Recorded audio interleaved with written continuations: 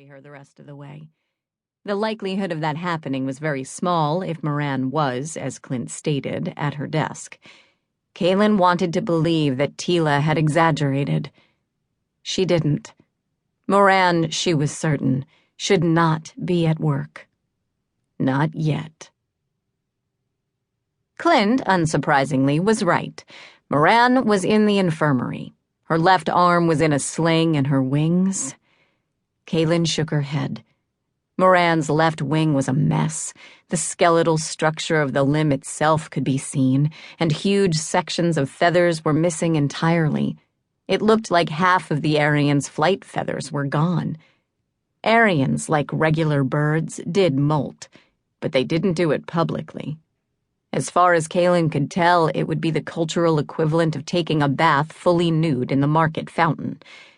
She knew that full regrowth could take months if the feathers were damaged. She was less certain about what happened if they were simply gone. There was no way Moran had flown here. She must have been carried. Moran glared at Kaylin. Actually, she glared at everything. She nodded stiffly to Bellisdeo. The gesture weighted with what Kaylin felt was genuine respect. "We're honored to have you back among us," she said, startling Kaylin. Her expression softened slightly. "We owe you." Bellisdeo's eyes, which were already mostly gold, brightened until they were shining. "I have become very fond of the halls of law, and of the city. I am less fond of the Barrani High halls, but if a battle of any significance had to take place within the city, it's better there than anywhere, aye.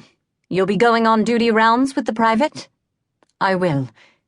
"Then you'd best drag her off. She's going to be late, and the sergeant is not in a charitable mood." "And whose fault is that?" "I'm right here," Kaylin said, folding her arms. Moran had an impressive glare. "What exactly are you afraid of? Everyone else who was badly injured accepted my help. I am not—" "You can't fly, Sergeant." "Not immediately, no. The feathers will grow in." Kaylin didn't believe it. She wondered if Moran actually did. "I have already had an argument about the state of my health this morning. 2, in fact.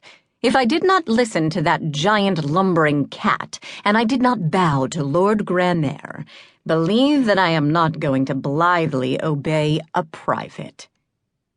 "Tila said you would be out for months." "She was demonstrably incorrect. There is nothing wrong with my hands, my legs, or my eyes. I am capable of doing my duty. I can't fly in these rooms anyway." "Moran, please." "No."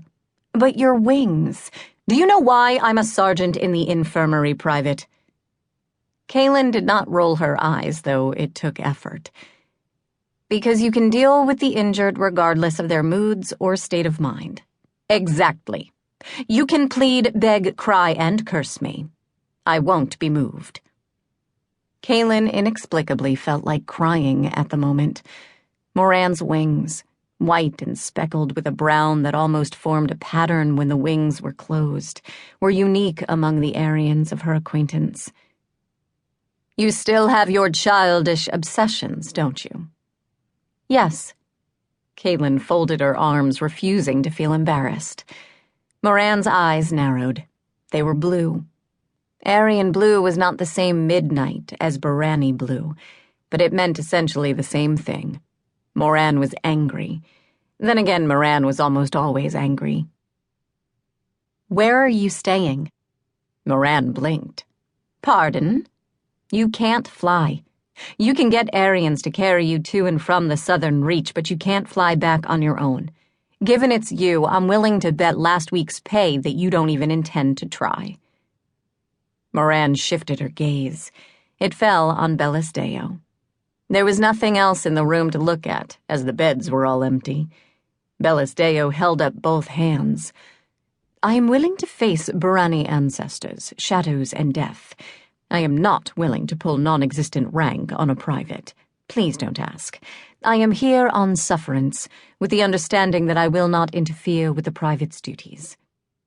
She spoke in more formal Barrani, though the rest of the conversation had been uttered in Kaylin.